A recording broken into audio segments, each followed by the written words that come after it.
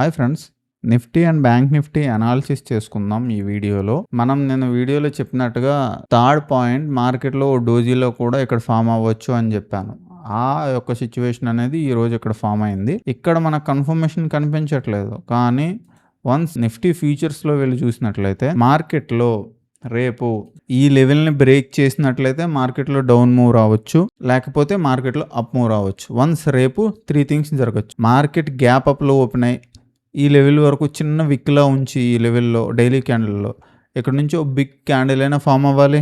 Number 1 thing. Number 2, మార్కెట్లో gap అప్లో open అయ్యి ఈ లిక్విడిటీ తీసుకొని ఇక్కడ నుంచి రెడ్ క్యాండిల్ అయినా ఫామ్ అవ్వాలి, ఆర్ గ్యాప్ డౌన్లో ఓపెన్ అయ్యి ఇక్కడ నుంచి రెడ్ క్యాండిల్ అయినా ఫామ్ అవ్వాలి. ఈ 3 థింగ్స్ జరగాలి. మార్కెట్లో అప్ మూవ్ రావాలి అనుకుంటే ఈ లోని బ్రేక్ చెయ్యకుండానే మార్కెట్ అప్ మూవ్కి వెళ్ళిపోతుంది. ఈ లోస్ని బ్రేక్ చేయకుండానే మార్కెట్ అప్ మూవ్కి వెళ్ళిపోతుంది.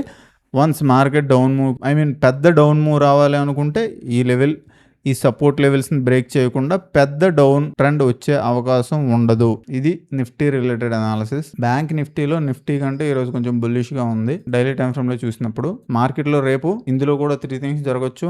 మార్కెట్ అనేది గ్యాప్ అప్ ఓపెన్ అయ్యి ఈ లెవెల్ వరకు ఫాల్ అయ్యి ఇక్కడ సపోర్ట్ తీసుకొని మార్కెట్ పైకి వెళ్ళిపోవాలి పెద్ద క్యాండిల్తో. మార్కెట్ గ్యాప్ అప్ అయి ఒక వీక్లో ఫామ్ అయ్యి ఫస్ట్ 5 మినిట్స్లో లోకి వచ్చి ఫస్ట్ 5 మినిట్స్ లోన్ కూడా మార్కెట్ అనేది బ్రేక్ చేయకుండానే మార్కెట్లో ఫాల్ అయినా జరిగిపోవాలి. గ్యాప్ డౌన్లో ఓపెన్ అయ్యి మార్కెట్లో ఫాల్ అయినా జరగాలి, లేకపోతే ఒక విక్ అయినా ఫామ్ అవ్వాలి. ఇక్కడ ఇలాంటిది ఒక విక్ అయినా ఫామ్ అవ్వాలి.